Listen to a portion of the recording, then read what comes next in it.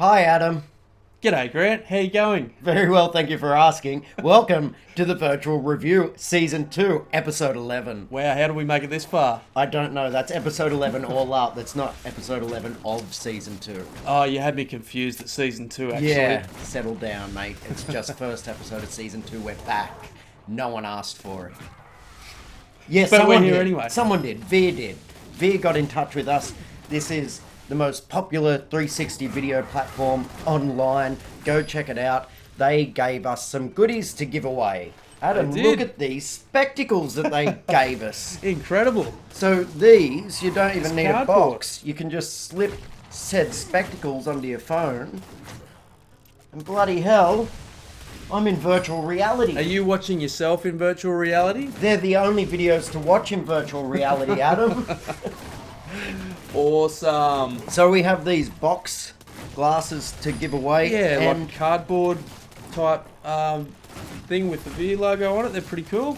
you pretty much fit any phone in them. This slips on any phone, so Yep. as long as you can play 360 on your phone, you can sort of enjoy it with a headset or spectacles on. So how would we get one if we wanted one? I think I would email us at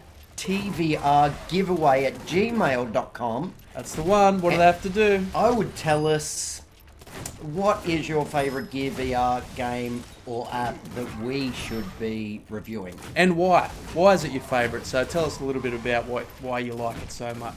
In no less than 3,000 words. And- Or 10 will be fine. Whatever. One sentence, two sentences. And we'll go through the emails. There's probably bound to be 6,000 to 7,000. Yeah, well, And we'll get our assistant onto it. Yes, all of our assistants. We'll get a room of assistants onto it. Yeah. And we'll get these out. If you'd like some boxes or some spectacles, thank you very much for Veer giving it up. And we'll get them to you as promptly as possible. We've only got a small selected few, so... It's probably one for each audience member there, actually.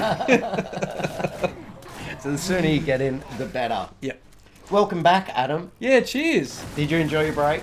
I did. What have I been doing? I've been busy hard back at work after the Christmas break, and Not playing virtual reality. well, I hadn't been up until this week when you told me to check out Dead and Buried. Dead and Buried, a great title for a zombie game, as Dead and Buried is actually a fantastic zombie movie from the early 80s with a young Robert Englund before he was Freddy Krueger, I had playing no the part idea. of a hokey redneck. Yes. Cool. Have you got the Recommend it. DVD? I do. I might have to borrow it off you. Dead and Buried, I highly recommend the movie. Now let's talk about the game, Dead and Sure. Buried. Yeah, I had a blast with this. This is, it felt like the whole production values had just stepped up a notch from everything we'd played last season. Maybe apart from something like Land's End, that's got just beautiful production, but the graphical quality, the responsiveness of the controls, everything was just really, really glued together as a cohesive title.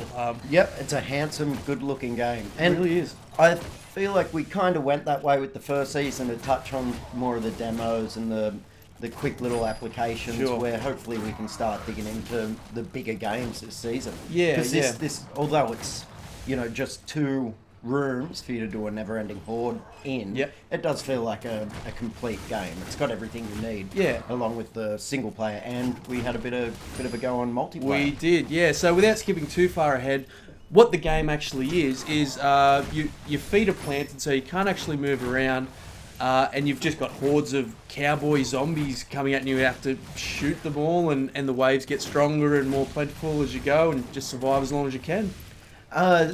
Probably the first game we reviewed where the hand controller is your gun. Yeah. Yep. So you will need a hand controller for this game, I do believe. Doesn't work with a regular control. I looked at a couple of reviews online, and a few people have complained about that. So only get this if you've got the Gear VR hand controller. Yeah, I don't think it's worth complaining. Get yourself the Yeah. hand controller and start Definitely. firing your 6-shooter off. It's very responsive. I've always had troubles ever since we moved from the old gun systems with the old, are they CRT TVs? Yes, yep. They were always so spot on, like the old Super Time accurate, Crisis and yeah. Point Blank. ever since we moved to, like, I played a lot of zombie games, shooter games with the Wii and the Lite remote. It just wasn't as accurate, and I get that with using this as well. Like, Yeah. the idea's there. It's close enough for it not to be too annoying. Yeah. But if you want to get in there and be accurate, Yeah, but there's not much chance. they do a good job of counteracting that too. Like you've got your laser sight out of your gun, which is kind of a bit of a parody of, like you're in this Western theme, and then everyone's got a laser sight on their gun and stuff. But it's it's comical. Yeah. But it does give you that. Okay, I can see where I'm aiming. You can go for the headshots. And we talked about this before, but I really got the feeling that they were heavily inspired by Time Splitters. The way the environments look, the animations, the character design, very, very beautiful, isn't it? Yeah, that was the one of my colour, favourite. like, because it's nice and bright. It pops. Yeah, yeah, absolutely. So, which is kind of impressive because it's such a brown and dusty environment, but it's still nice and bright. There's a lot of really nice little touches in there.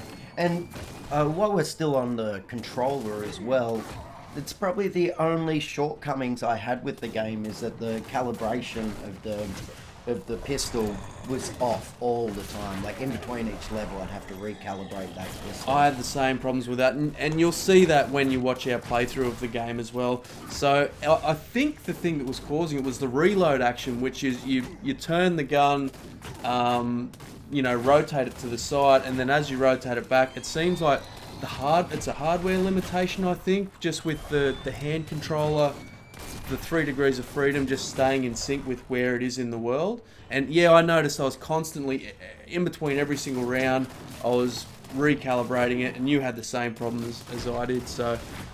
But nonetheless, it didn't hamper my enjoyment of the game. No, Once those zombies are really hoarding on you and you're, like, quickly reloading your gun and trying to plant six bullets in all of them. Are you counting your bullets as you go, Adam?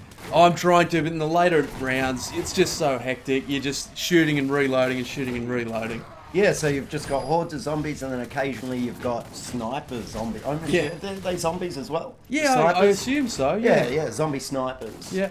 And I didn't get any further than any enemies like that. Just drunken redneck zombies and snipers. Yeah, me either. I think I got maybe wave 10 or 11 on the alley mode. And I think the snipers just get more aggressive and more powerful, and there's just more and more zombies to kill.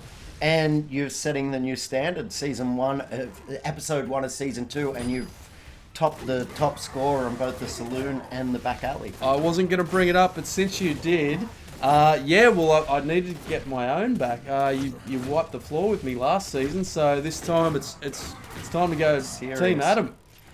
So in the background, we would have played the single mode each. I think Adam did the saloon, I did the alley. That's right. And then we did multiplayer online.